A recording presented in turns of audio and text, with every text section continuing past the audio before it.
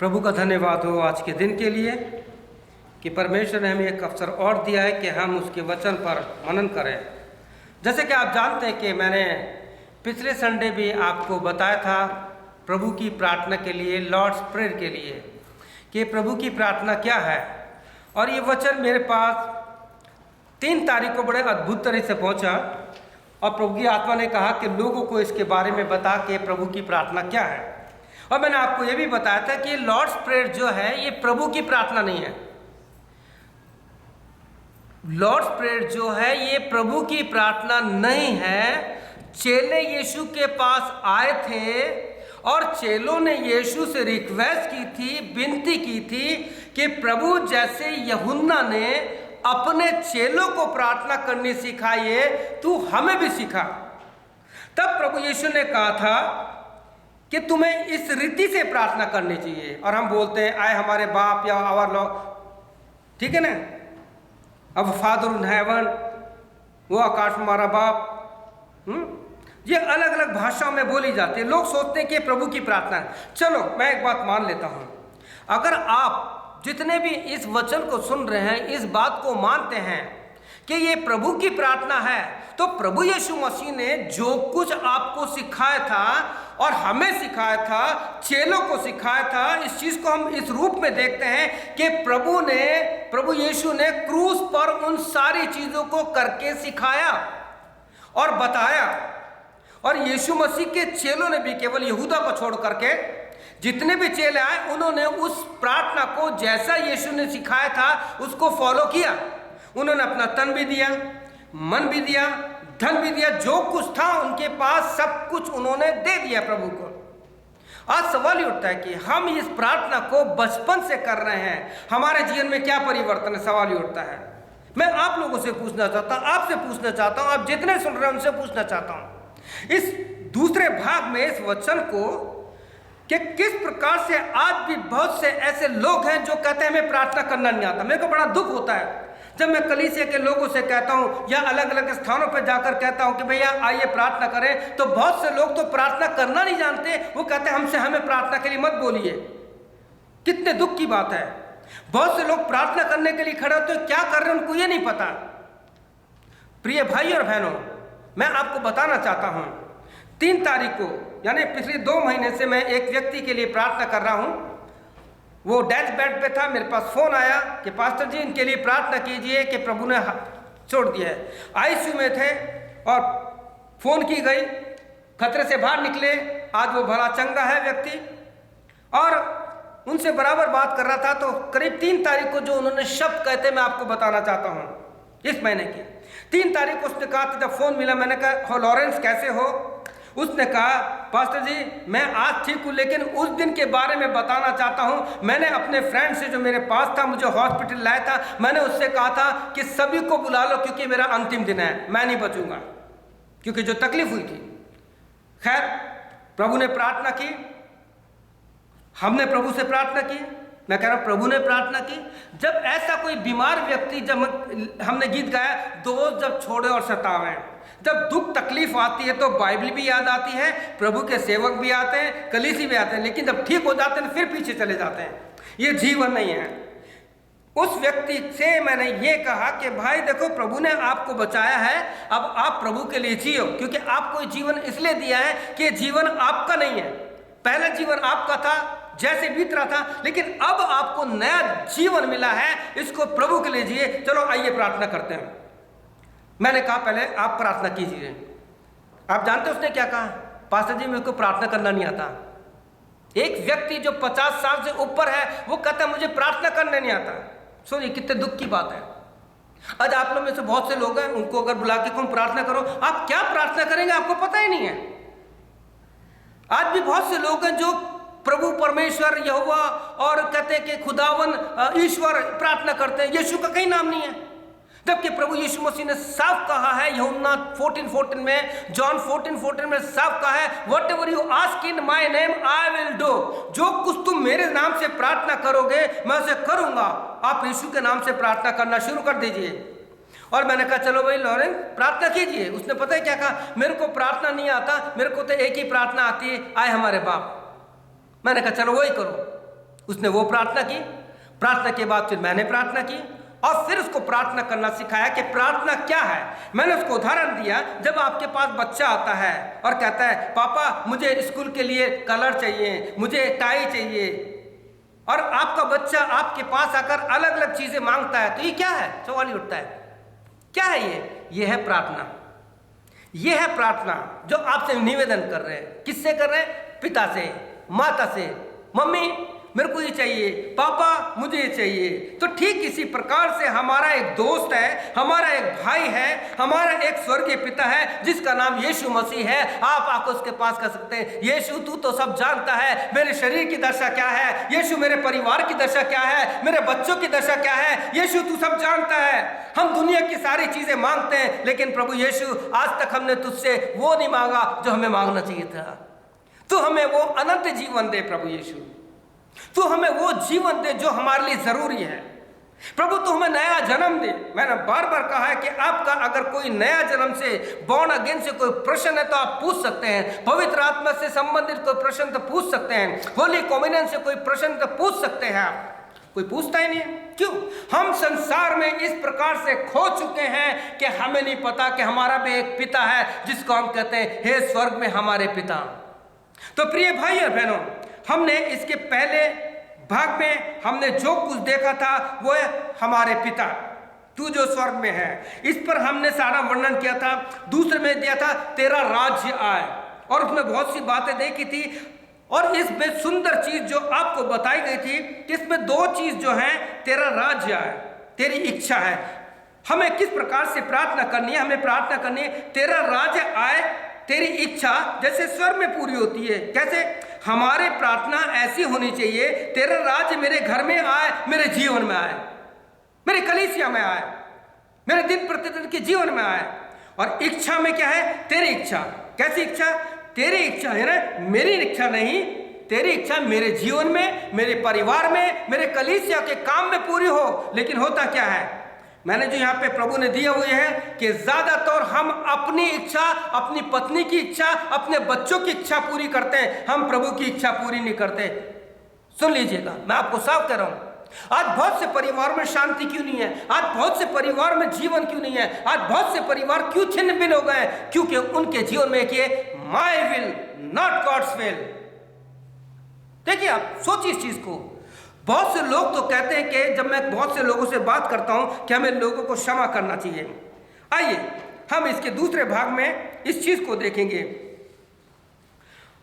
और 12 और 13 वचन से हम इस चीज को जब देखेंगे तो यहाँ इस प्रकार से लिखा है, जिस प्रकार से हमने अपने अपराधियों को क्षमा किया है वैसे ही तू भी हमारे अपराधों को क्षमा कर। सुनिए, यूहन्ना रचित सुसमाचार हमने इसको पढ़ते हैं, मत्ती में पढ़ते हैं, लूका में पढ़ते हैं। लूका 11 अध्याय में एक बात बहुत अच्छी लिखी है। जब प्रभु यीशु मसीह के चेले प्रभु के पास आए तो प्रभु ने उनको जब प्रार्थना सिखाई तो प्रभु ने एक बात बहुत अच्छी की थी कि जब तुम प्रार्थना करो, आप लूका की पुस्तक में इस चीज को गौर से पढ़िए, क्या लिखा वहां पे। प्रभु ने कहा कि तुम इस प्रकार से करना। सुनिए, ध्यान से सुनिए, जिस प्रकार से हमने अपने अपराधियों को क्षमा किया है, या जिसने हमारे विरोध में कुछ बोला है, या जिसने हमारे विरोध में षड्यंत्र रचा, प्लॉट किया है, हम उनको क्षमा करते हैं, वैसे तुम्हारे क्षमा कर। लेकिन होता क्या है, हम कहते हैं कि प्रभु तू मेरे क्षमा कर, या मेरी पर मैं किसी को क्षमा करूं या ना करूं। अब मैं आपके सामने कुछ एक बात है जो पवित्र आत्मा ने आपके लिए लिखवाई है, मैं आपके लिए पढ़ना चाहता हूं।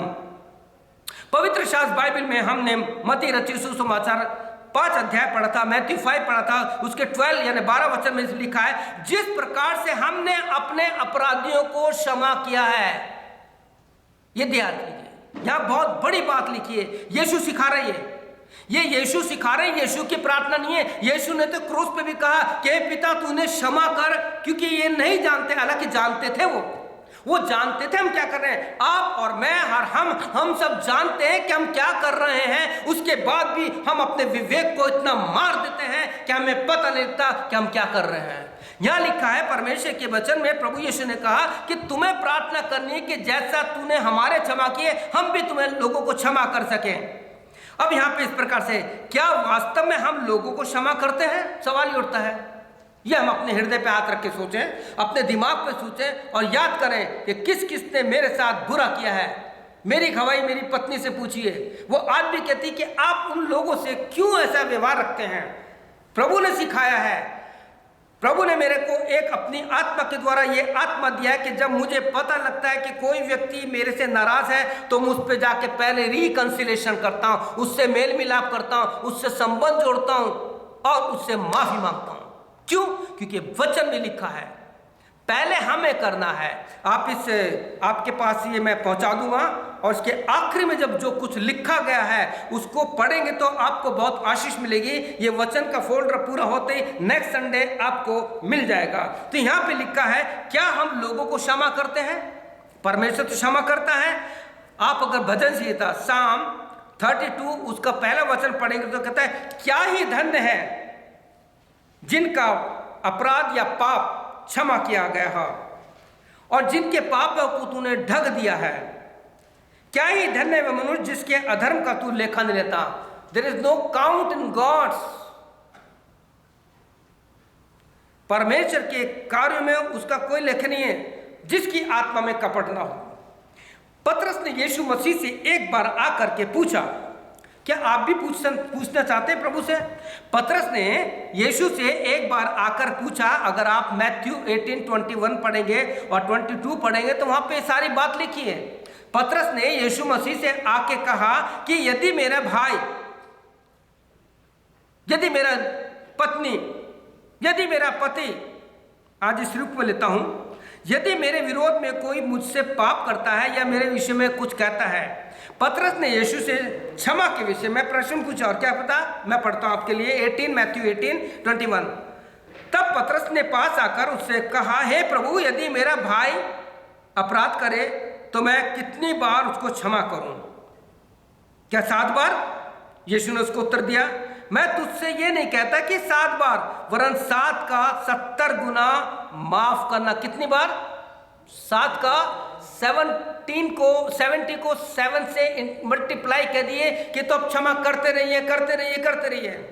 आज इंसान के जीवन मैंने कईयों से पूछा, यार हम कितना क्षमा करें लोगों को, कहां तक क्षमा करें यार? प्रभु कहता 7 का 70 गुना।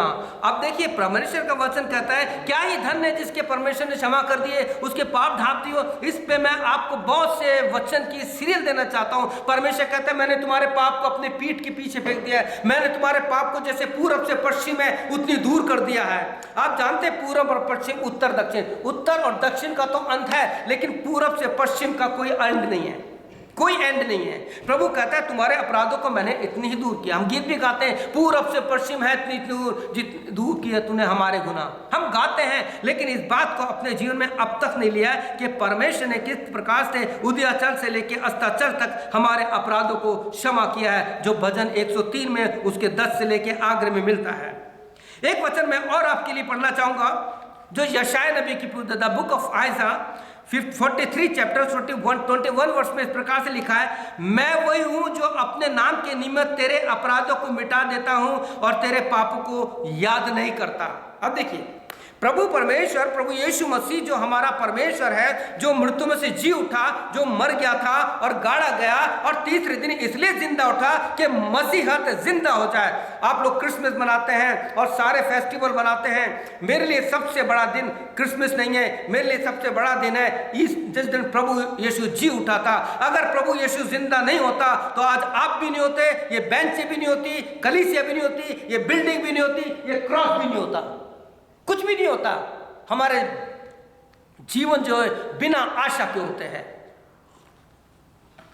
मैं आपसे एक बात पूछना चाहता हूं, परमेश्वर का दास यहां पर कहता है कि मैं कितनी बार क्षमा करूं? 7 बार। प्रभु ने कहा 7 का 70 गुना। और यहां पे परमेश्वर कहता है कि मैं तुम्हारे पापों को कभी भी याद नहीं करता। बाइबल में a man of forgive like king David, this is the best an example of forgiveness.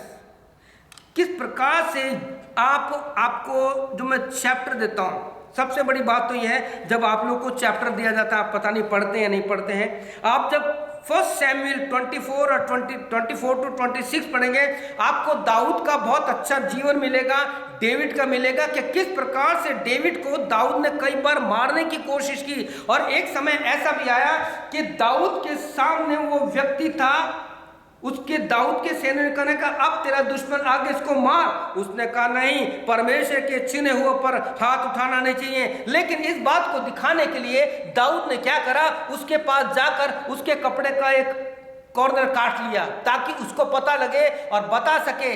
और दाऊद ने, जब शाऊल जिंदा था, उठा और दाऊद ने कहा हे शाऊल, देख परमेश्वर ने तो तुझको मेरे हाथ में कर दिया था, देख मैंने तेरे कपड़े का हिस्सा काट लिया था, मैं चाहता तो तुझे मार सकता था लेकिन मैंने तुझको नहीं मारा क्योंकि मैंने अपने अपराधियों को क्षमा करना सीखा है। और आप जानते हैं उस समय शाऊल ने उससे क्या कहा, हे दाऊद, हे परमेश्वर के जन, तू मुझसे ज्यादा धर्मी है।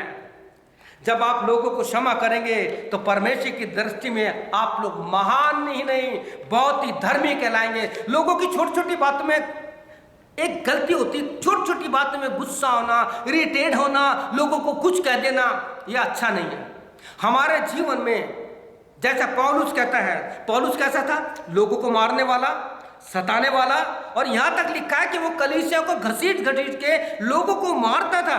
और जब स्टीफनुस को मारा जा रहा था, जब स्टीफन को मारा जा रहा था, वो बड़ा खुश था। उसके चरणों पर, उसके पैरों पर जिन्होंने पत्थर मारे थे, अपने कपड़े रख दिए। और लिखा है कि शाऊल उसके बद में शामिल था। लेकिन जब शाऊल से वो पौलुस बन गया, वो लोगों को क्षमा कर रहा है। और इतनी सुंदर बात, अगर जब पहला कुरिन्थियों 2:15-16 पढ़ेंगे तो वहां पे 16 में लिखा है कि हम में परमेश्वर का मन है। जब हमारे पास परमेश्वर की क्षमा करने वाली आत्मा होगी तो प्रिय भाई, मैं आपको बताना चाहता हूं, कहने की जरूरत नहीं पड़ेगी। आप उससे कहेंगे भाई आप दुगना मत मानो, मैंने बुरा नहीं माना, आपको प्रभु क्षमा करे, प्रभु से क्षमा मांगो। बहुत से लोगों के फोन आते हैं, कई लोगों ने तो मौत के समय भी मुझसे कहा कि पास्टर जी हमें क्षमा कर देना, हमने आपके लिए बहुत बुरा किया। मैंने कहा नहीं, क्षमा करने वाला वो है। अगर क्षमा नहीं किया तो मैं आपको फोन क्यों करता, सवाल ये उठता है। आज भी फोन करता हूं लोगों को, आज भी करता हूं, क्योंकि प्रभु ने मिनिस्ट्री दी है, दो ही, परमेश्वर के वचन की और प्रार्थना की। आज लोगों के जीवन में, बहुत से प्रभु के सेवकों के जीवन में क्षमा करने वाली आत्मा नहीं है। वो गांठ बैठ के बन जाते हैं। मैंने 16 साल मेथोडिस्ट की सेवा की है, मेथोडिस्ट चर्च में रहा हूं, मैंने ऐसे ऐसे सेवकों को देखा, उनके मुंह से सुना, कंफर्मेशन तो हमारे सामने मेरे सामने आएंगे ना कराने के लिए, शादी के लिए तो मेरे पास आएंगे ना, तब इनके काम अटका दूंगा। बताइए प्रभु के सेवक का काम है? नो। परमेश्वर के वचन में लिखा है, दाऊद ने कहा देख मैं चाहता तो तुझे मार सकता था, तेरे कपड़े का हिस्सा जो तेरे कपड़े को काट सकता है, क्या तुझे नहीं मार सकता था? लेकिन मैंने तेरे अपराध क्षमा किए। और जब उसने अपराध क्षमा किए तो शाऊल चिल्लाकर बोला कि तू मुझसे ज्यादा धर्मी है। प्रिय भाई और बहनों, मैं आपको बताना चाहता हूं कि किस प्रकार से क्षमा करना कितना मुश्किल है। हमारे अपराधों को क्षमा कर। मैं कभी कभी लोगों से पूछता हूं क्या हमारे में दया है? क्योंकि द बुक ऑफ जेम्स 2:13 में साफ लिखा है, क्योंकि जिसने दया नहीं की उसका न्याय भी बिना दया के होगा, दया न्याय पर जयवंत होती है। मैं आपसे पूछना चाहता हूं, आप जितने लोग बैठे हैं, जितने सुन रहे हैं, क्या आप परमेश्वर के दास अय्यूब से बड़े हैं, जिसे हम जोब बोलते हैं? क्या आप और मैं, जिसे शाऊल बोला जाता था और जब पौलुस बन गया, क्या उससे बड़े सेवक हैं?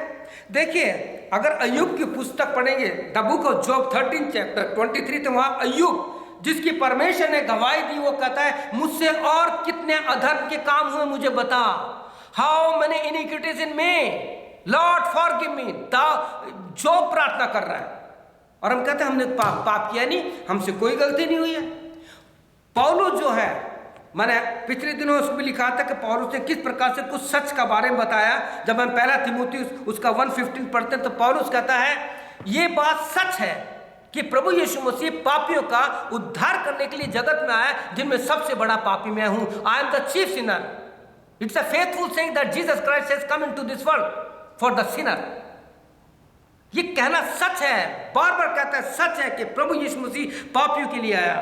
मुझे विश्वास है कि आपने इस बात को जान लिया होगा कि हम कहते हैं जिस प्रकार से हमने अपने अपराधियों को क्षमा किया है, हमारे पापों को भी क्षमा कर। पहले हमें अपने आप को प्रभु के सामने लाना और कहना है प्रभु मेरे पापों को क्षमा कर। आज यहाँ का जीवन क्या है, कनाडा का जीवन क्या है, दुनिया का जीवन में क्या हो रहा है, फैमिली में क्या हो रहा है? परमेश्वर की जो व्यवस्था है उसको लोगों ने तोड़ दिया है और अपनी इच्छा के अनुसार रहने। यहाँ पे ना तो पारिवारिक विवाह को संबंध माना जाता है, ना बच्चों से का संबंध माना जाता है, बस संसार के कानून को मानते हैं। लेकिन परमेश्वर ने जो एक लॉ नियम दिया है उसको लोगों ने ठुकरा दिया है। आप सोचिए, क्या हम परमेश्वर की दृष्टि में क्षमा पाए हुए लोग हैं? लास्ट में जो इसका 13 वर्ष में लिखा है, 5वां जो उसका सेकंड, इस पूरे अध्याय का जो 5वां पार्ट है और जिसको सेकंड पार्ट में हमने दूसरे भाग में लिया है, 13 वर्ष मैथ्यू 5:13, हमें परीक्षा में ना ला, हम कहते हैं lead us not into temptation, परंतु बुराई से बचा, क्योंकि राज्य और पराक्रम और महिमा तेरी है, आमीन। आमीन का अर्थ तो है ऐसा ही हो, तथास्तु। हम आमीन तो बोलते हैं, लेकिन आज तक हम इस बात को नहीं मानते कि हमें परीक्षा में ना ला। हम छोटी छोटी बातों में हम परीक्षा में पढ़ते हैं। परीक्षा के लिए 2 शब्द आए हैं इंग्लिश में, 2 शब्द आए, एक है टेम्पटेशन जिसे बोलते हैं टेम्प, और एक है टेस्ट या हमारी ट्राई। प्रभु यीशु मसीह यहाँ पे जो लिखाया गया है, मैंने आपके लिए लिखा है, क्या परमेश्वर हमें परीक्षा में लाता है? क्या परमेश्वर में टेम्पटेशन में डालता है? नहीं, परमेश्वर कभी भी हमें परीक्षा में नहीं लाता। वो तो हाथ बढ़ाकर हमें परीक्षा से बाहर निकालने के लिए तैयार रहता है। आज बहुत से लोग ऐसे हैं जो इस परीक्षा में आंखों की अभिलाषा, शरीर की अभिलाषा, जीविका का घमंड। मैं आप लोग को एक और बात बताना चाहता हूँ। पिछले दिनों मेरे कई परिवार से बात हो रही थी, मेरे घर पे भी कुछ परिवार आए थे, फिर अलग अलग लोगों से बात हुई, तो उनका एक प्रश्न था कि आज परमेश्वर के सेवकों के बच्चे क्यों परीक्षा में पढ़ते हैं, क्यों संसार में चले जाते हैं, क्यों क्रिश्चियन लोगों के बच्चे जो संडे स्कूल में पढ़ते हैं, जिनके माँ बाप अच्छी शिक्षा देते हैं, क्यों परमेश्वर के वचन के विरोध में चले जाते हैं, पाप में पड़ जाते हैं, क्यों? सवाल उठता है। उनका जवाब मैंने दिया, बाइबल से भी दिया और संसार से भी दिया। संसार से ये है, कोई भी माता पिता नहीं चाहते कि उनका बच्चा गलत बातों में पढ़े। कोई भी माता पिता, चाहे वो किसी भी रिलीजन के, विश्वास के मानने वाले हैं, हर एक चाहते हैं कि हमारे बच्चे आगे जाएं। लेकिन मैं इस समय बाइबल के मानने वालों से बात कर रहा हूं जो ये कहते हैं कि प्रभु के सेवक लोगों के बच्चे या विश्वासियों के बच्चे या क्रिश्चियन के बच्चे। प्रिय भाइयों बहनों, बाइबल में आप 1 शमूएल 2, 3 चैप्टर पढ़िए, वहां पे आप एली प्रभु के सेवक के बारे में पढ़ेंगे। वहां लिखा है कि एली के बच्चे जो थे लुच्चे थे, गलत मार्गों पर गए थे, अच्छे नहीं थे। क्या एली ने उसको शिक्षा नहीं दी? क्या बच्चों ने अपने पिता के कार्यों को देखा? चलो, लोग कहते हैं कि ओल्ड टेस्टमेंट की बात है। दाऊद का बेटा अबशलोम, दाऊद का बेटा सुलेमान, जब सुलेमान से कहा गया था कि जब तू अपने पिता के परमेश्वर के मार्ग पर चलेगा तो बहुत समय तक जीवित रहेगा, लेकिन मेरे पर्सनल अध्ययन के अनुसार ऐसा लगता है, जब मैंने उसके नीति वचन को पढ़ा, जब उसके श्रेष्ठ गीत को पढ़ा, जब उसके सबोपदेश को पढ़ा, प्रोवर्ब, सॉन्ग्स ऑफ सोलोमन, एक्लेसियास, इन तीनों पुस्तकों को पढ़ने के बाद आप कंक्लूजन निकालिए तो आपको पता लगेगा सुलेमान जवानी में मर गया था। क्यों? क्योंकि उसने अपनी पत्नियों से अलावा उसने इतनी अन्य जाति औरतों को अपने साथ रख लिया था। बाइबल कहती है उन स्त्रियों ने उसका दिमाग, उसका मन, उसका विश्वास, उसके जीवित परमेश्वर से फेर कर उसको समस्या में, टेम्पटेशन में डाल दिया था, परीक्षा में डाल दिया था। आंखों की अभिलाषा, शरीर की अभिलाषा, जीविका का घमंड, ये इंसान को पाप में डाल रहा है। और यहाँ मैं इस देश में मैं बहुत भरपूरी के साथ देख रहा हूँ, कितने जवान लड़के बिना विवाह के अपने उनके साथ रहने, इलीगली परमेश्वर के विरोध में जा रहे हैं। क्या माँ बाप ने उनको सिखाया था? नहीं, उनके माता पिता ने कहा। हमारे देश में भी ऐसा हो रहा है, दुनिया में ऐसा आ रहा है। क्यों? क्योंकि उन लोगों के जीवन से परमेश्वर प्रभु यीशु ने जो प्रार्थना सिखाई थी वो उनके दिमाग से मर चुकी है। प्रभु के सेवक ने कहा है कि आज मसीहों के जीवन से यीशु मसीह मरता जा रहा है। प्रिय भाइयों बहनों, मैं आपको ये बताना चाहता हूं कि यहाँ पर परमेश्वर कभी भी किसी को परीक्षा में नहीं डालता। अबशलोम जो दाऊद का बेटा था, दाऊद ने शिक्षा दी लेकिन वो मारा गया। चलो, हम कहते हैं पुराने नियम की बात है, नए नियम की बात बताइए। प्रभु का चेला यहूदा इस्करियोती, जिसे जूदा बोलते हैं, यीशु मसीह के साथ रहा, यीशु मसीह के कार्यों को देखा, चमत्कार देखे, उसने क्या कुछ नहीं देखा, लेकिन क्यों पीछे हट गया? क्योंकि आंखों की अभिलाषा। एक था कि मेरे को जब प्रभु राजा बनेगा तो मुझे थैली मिलेगी, पैसा मिलेगा, मैं अच्छा ट्रेजरर होऊंगा, मैं सारा धन का मालिक होऊंगा। लेकिन उसने देखा अरे प्रभु तो मरने वाला है, ये तो राजा बन रहा नहीं है। तो उसने क्या करा? पैसे के लालच में उसने प्रभु को ठुकरा दिया। और यही आज यहां हो रहा है, लोगों ने पैसे के लालच में प्रभु को छोड़ दिया, कलीसिया को छोड़ दिया, समय को छोड़ दिया। वो कहते क्या करें, काम बहुत है। परमेश्वर का वचन मुझे बहुत अच्छा लगता है, मेरा फेवरेट चैप्टर है। पहला तीमुथियुस 6 अध्याय में लिखा है, उसके 10वें वचन से पढ़ेंगे, अगर तुम्हारे पास खाने और पहनने के लिए संतोष करो, क्योंकि ना हम जगत में कुछ लाए हैं, ना कुछ जगत में ले जाएंगे। मैंने बहुत से ऐसे लोगों को देखा है, अपने खानदान में बहुत से ऐसे लोगों को देखा है जो प्रॉपर्टी के पीछे लड़ के मर गए। वो प्रॉपर्टी भी यहीं पड़ी है, सब कुछ खत्म हो गया, अपने साथ कुछ नहीं ले गए। मैं आपसे एक प्रश्न पूछना चाहूं, आप क्या ले जाएंगे साथ? अपने साथ है कुछ आपके पास ले जाने के लिए? कुछ नहीं है। खाली हाथ आए थे, खाली हाथ चले जाएंगे। दुनिया में उदाहरण दिया जाता है सिकंदर महान का, जिसने पूरे दुनिया पर राज किया। जब मरने लगा तो उसने कहा मेरे दोनों हाथ बाहर खाली रख देना, ताकि लोग, दुनिया के लोग, वर्ल्ड के लोग जाने वो सिकंदर जिसने दुनिया पर राज किया खाली आया था और खाली चला गया। Lead us not into temptation. प्रभु कभी किसी को परीक्षा में नहीं लाता, हम खुद परीक्षा में पड़ते हैं। प्रिय भाई और बहनों, अब भी आपके पास समय है, प्रभु के पास आ जाइए, अपने बच्चों को संभालिए और प्रभु के डर में पालिए और कहिए देखिए प्रभु का वचन क्या कहता है। यहां पे इस प्रकार से लिखा है, इब्रानियों the book of Hebrew 13 chapter 5, तुम्हारा स्वभाव लोभ रहित हो, तुम्हारे पास है जो कुछ तुम्हारे पास है उसी पर संतोष करो, क्योंकि उसने यानी प्रभु यीशु मसीह ने आप कहा है कि मैं तुम्हें कभी ना छोड़ूंगा ना कभी त्यागूंगा। इसलिए हम बेधड़क होकर कहते हैं प्रभु हमारा सहायक है, मैं न डरूंगा, मनुष्य मेरा क्या कर सकता है। प्रिय भाइयों बहनों, इसके आगे एक वर्ष और पढ़ना चाहता हूं, याकूब 1:13, जेम्स 1:13 लिखा है, जब किसी की परीक्षा हो तो ये ना कहे कि मेरी परीक्षा परमेश्वर करता है। हम परीक्षा में खुद पढ़ते हैं। जूडा खुद अपने आप परीक्षा में पड़ा, पैसे के कारण हम अपने आप को प्रभु से दूर किए जा रहे हैं। मैं अक्सर अपनी पत्नी से भी कहता हूँ, लोगों से भी कहता हूँ कि देखो तुमने जो लोन पे मकान लिया है, आप कहते हो मुझे 25 साल तक इसका बिल चुकाना है, मुझे 25 साल तक कर्जा उतारना है। क्या 25 साल तक जिए रहोगे? सवाल ये उठता है, अरे 25 साल का दुख आज आप क्यों ले रहे हो? परमेश्वर ने कहा है तुम्हारे लिए आज का दुख आज बहुत है। और धन्यवाद हो प्रभु यीशु मसीह का नाम टुडे, टुमारो एंड फॉरएवर, तीनों नाम है। प्रभु ने क्या, मैं आज हूं तुम्हारे लिए, आज के लिए आज का दुख बहुत है, कल की चिंता मैं करूंगा तुम्हारी।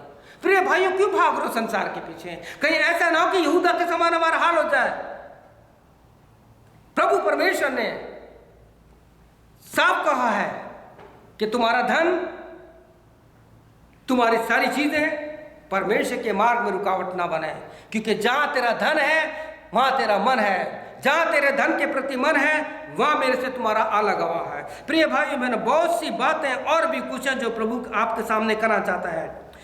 2 पीटर 2:9 में लिखा है, अगर हम अपने आप को पतरस के समान, जिसके लिए यीशु मसीह ने प्रार्थना की, पतरस मैंने तेरे लिए प्रार्थना की है कि तू परीक्षा में से निकलकर जब आए तो बहुत से भाइयों को लेकर आए। प्रभु यीशु मसीह ने पतरस को परीक्षा में से निकाला। कब? जब पतरस ने प्रभु को देखा, उसकी आंखें प्रभु से मिली। आप आइए तो प्रभु यीशु मसीह कहता है परमेश्वर भक्तों को, जो उसके बच्चे हैं, उनको परीक्षा में से निकालना भी जानता है। ये प्रभु के वचन में लिखा है। और प्रभु यीशु मसीह आज भी, जैसे मैंने आपको बताया, लॉर्ड्स प्रेयर प्रभु की प्रार्थना नहीं है। अगर प्रभु की प्रार्थना देखनी है तो जॉन 17 चैप्टर पढ़िए, वहां पे प्रभु किस प्रकार से प्रार्थना कर रहा है उसका एक अंश मैं आपको पढ़ के बताऊंगा। जॉन 17:15 में लिखा है, मैं ये विनती नहीं करता कि तू उन्हें जगह से उठा ले। प्रभु ये नहीं विनती करता कि आपको और मुझको जगह से उठा ले, परंतु ये कि तू उस दुष्ट से, शैतान से उन्हें बचाए रख। जैसा मैं संसार का नहीं वैसे वे भी संसार के नहीं। सत्य के द्वारा उन्हें पवित्र कर, तेरा वचन सत्य है। और 2 थिस्सलुनीकियों 3:3 में लिखा है, प्रभु परमेश्वर, प्रभु सच्चा है, वह तुम्हें दृढ़ भी करेगा और उस दूत से सुरक्षित भी रखेगा। प्रिय भाइयों बहनों, अंत में मैं इस चीज को इस प्रकार से बताऊंगा कि किस प्रकार से हमें प्रभु के वचन के अनुसार अपने आप को प्रभु में रखना है। अगर हम प्रभु की इस प्रार्थना को कहते हैं प्रभु की प्रार्थना है और आपका दिमाग चेंज होकर कहता है नहीं, अब ये प्रभु की प्रार्थना नहीं, ये प्रार्थना जो है मेरे लिए एक मॉडल है, ये एक नियम है ताकि तेरा राज्य आए, ताकि जब मैं अपने आप को तैयार करूं तो प्रभु के उस राज्य में जाऊं, और जब जाऊं तो प्रभु के मुंह से एक शब्द सुनूं कि मेरे विश्वास योग दास, मेरे बेटे और मेरी बेटी, तू धन्य है क्योंकि तू थोड़े में विश्वास रहा, आ इस राज्य का वारिस हो जा। ये राज्य तो खत्म हो जाएगा, लेकिन एक राज्य और है, सियोन देश हमारा है देश, रहते हैं हम परदेश, जाएंगे हम परदेश। और भी बहुत सी बात है, मैं ये फोल्डर आपको दे दूंगा ताकि आप इसको और भी पढ़ सकें, किस प्रकार से परमेश्वर आपको अपने लिए तैयार करना चाहता है, ताकि जो प्रार्थना प्रभु ने सिखाई थी वो केवल एक सीमित ना हो जाए, परंतु एक बहुत बड़े रूप में हमारे जीवन में उद्धार का कारण बन जाए। प्रभु आपको आशीष दे और सहायता करे कि प्रभु परमेश्वर के वचन के अनुसार जो प्रभु ने मुझे लिखवाया है कि बाइबल में किस प्रकार से Bible believing in A Bible believing Christian life क्या होना चाहिए। The first to apologize is